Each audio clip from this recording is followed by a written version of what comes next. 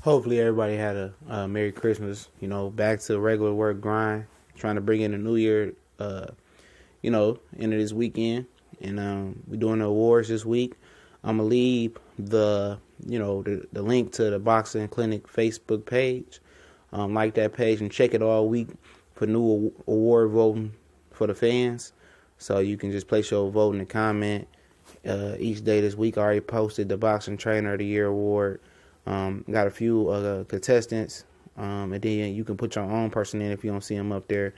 And probably sometime tomorrow or Tuesday, I go over the fan winner and who I believe is the Boxing Trainer of the Year. And we do Fight of the Year, Knockout of the Year, Fight of the Year, a lot of different stuff we gonna get into. But remember the link is in the description to the Boxing Clinic Facebook page. But George Foreman says that Anthony Joshua is the number one heavyweight. He's the guy to beat. And I totally agree with it. I think some people got it misconstrued and got a misconception about how I feel about Anthony Joshua. I've never said that he was a bum or stuff of that nature and really meant it as far as his skill set. I just didn't like his mentality. He doesn't carry himself like the number one heavyweight. If you're the number one heavyweight in the world and you're the guy to beat, you still on that conquest to get all those belts, then it won't be that many excuses going around, you feel me? You won't be hiding behind business and numbers. I mean, if you're confident in your abilities, you're going to get your money regardless, you feel me? A real hustler, a real grinder, a real mover and shaker is going to go out there regardless of, the odds against him if he truly believes in his ability, And boxing is pretty much the only sport that you can pretty much wiggle around and say you're the best, and at the end of the year, you didn't have to fight the best, And that's one of the biggest problems with boxing, that you always don't get the best fighting the best. And when you do get the best fighting the best, it's not always the best product. And that's one of the biggest issues with the sport of boxing, You wait all these years to see a big fight, or you wait all these months to see a big fight, or, whatever it is.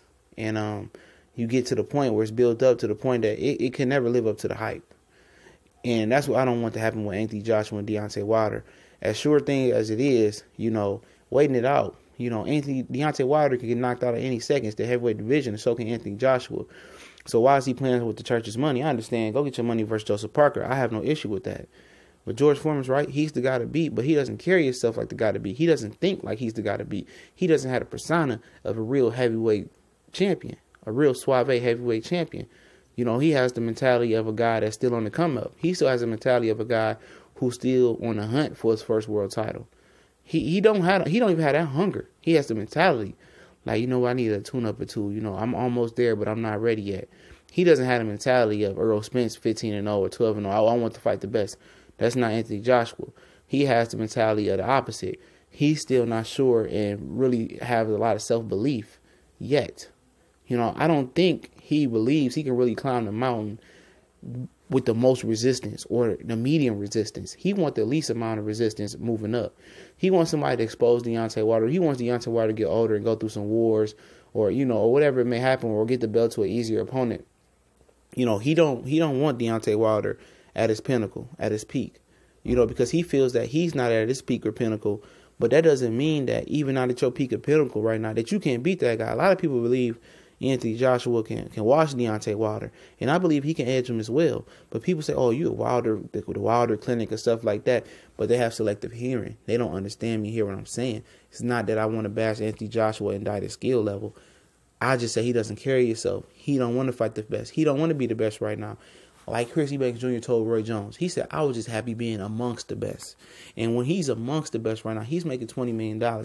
He thinks that's all the money in the world he can make. But if he was to open up the American market some and set himself up for a Deontay Wilder fight, he can become as big as 50% he is in the UK. He could become as big in the United States. Half of that, his revenue will flow in. He'd make $40, $50, $60 million a fight like Floyd Mayweather. And Floyd Mayweather can help usher him in, and he can rub shoulders with Floyd Mayweather, do some videos, do some promos, do some late night talk after beating Deontay Wilder, which should be a marquee victory and what could open up the market for him. Because once he gets a taste of fighting in America and fighting and going to Cali and showing up to Vegas and fighting in Vegas and feeling that energy, Even though he's fighting in 90,000 arenas over there, that energy is nothing like fighting in America. It's nothing like a fight night in Vegas. You know, you got $10, $20, $30 seats over there in the UK. In Vegas, nosebleeds 1,000, 2 bands. You know, you got the movers and shakers. It's nothing like high roller. It's nothing like rich energy. It's nothing like the buildup of a Vegas fight, a buildup of a fight in New York. I mean, this dude can be marquee, box office in my Stephen A. Smith voice. But is he ready? Not physically. It's mental with Anthony Joshua. He's going to continue to get better. I know he's plateaued off right now, but he's going to bust through that plateau. And he's going to show people in the world, and those people that think Joseph Parker can beat him, you know, sometime in March or April, he going to dispose of Joseph Parker. And I think a lot of y'all eyes are going to be open, you know, soon enough. We gone.